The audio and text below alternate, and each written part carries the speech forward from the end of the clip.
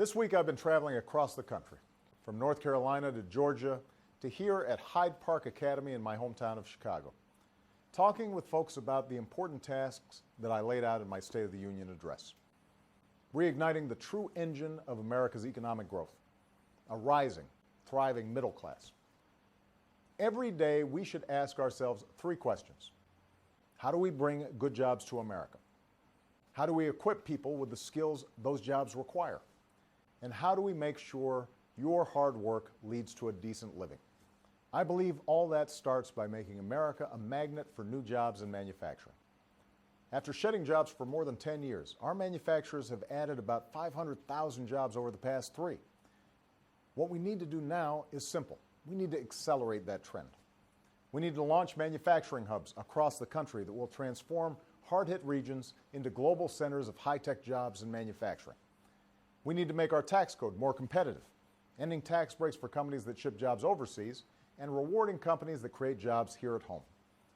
And we need to invest in the research and technology that will allow us to harness more of our energy and put more people back to work repairing our crumbling roads and bridges. These steps will help our businesses expand and create new jobs. But we also need to provide every American with the skills and training that they need to fill those jobs.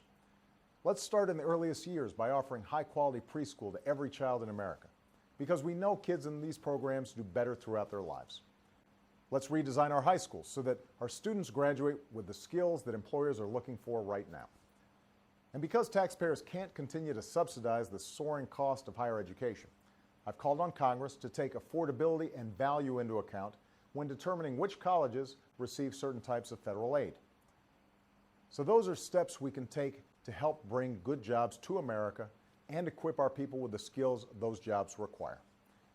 And that brings us to the third question. How do we make sure hard work leads to a decent living? No one in America should work full-time and raise their children in poverty.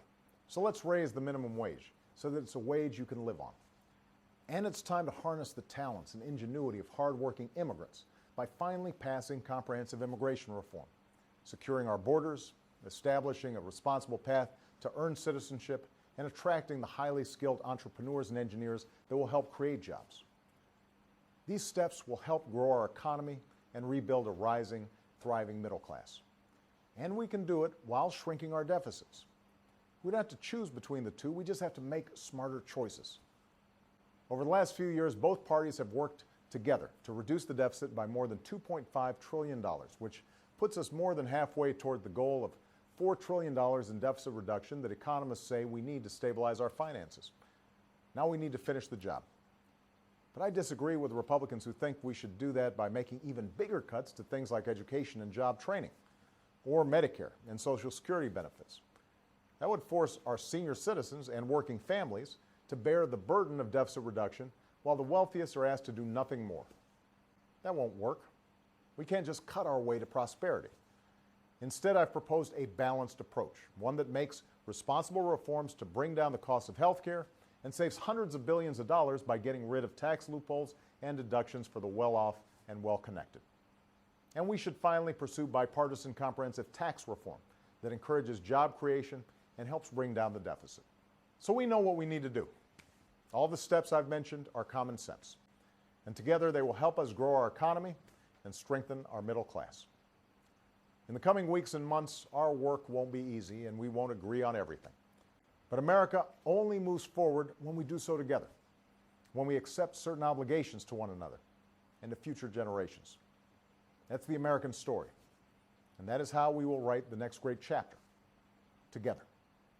Thanks, and have a great weekend.